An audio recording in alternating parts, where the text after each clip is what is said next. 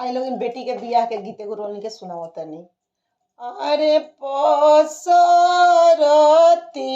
अइले ए बाबा रेंगनी के हो काटवा।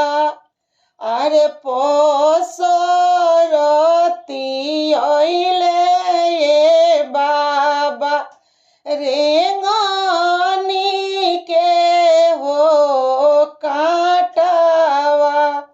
अरे मच्छर लुकइले ए बाबा घोंघिया हो सेवारवा।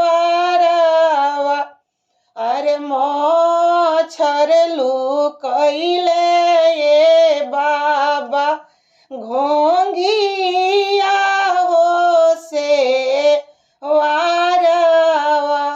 अरे का तू लुकइला ए मच्छर घोंघिया हो सेवारवा।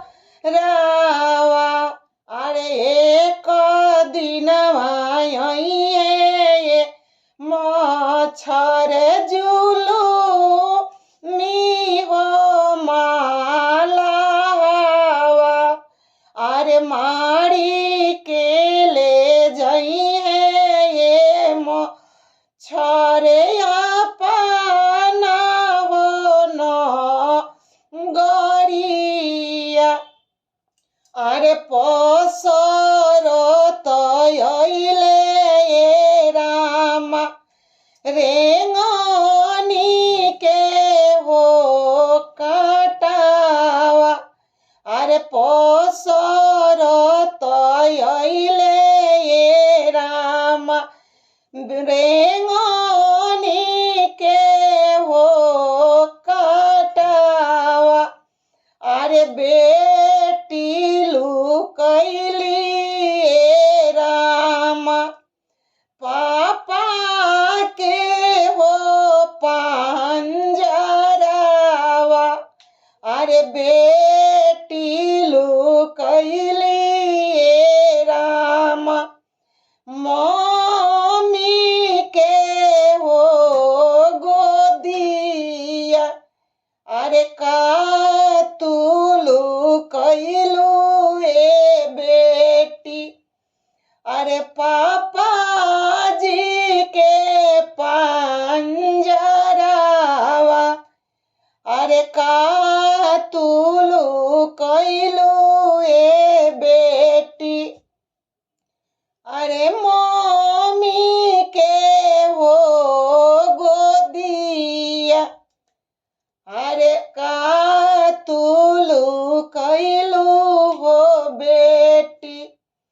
चाची के हो गोदिया। अरे एक दिन माई है ओ बेटी श्री रामचंद्र दुल्हावा। अरे मंगिया बीचे डली है ये बेटी। अरे चिट्टू की हो सेंदूरवा। अरे डाली के ले जई है ये बेटी अपना हो नगरिया। अरे डाली के ले जई है वो बेटी अपना हो नगरिया। अगर गाना हमारा अच्छा लगल हो तो लाइक करम, कमेंट करम, शेयर करम और ज़्यादा से ज़्यादा सब्सक्राइब करम।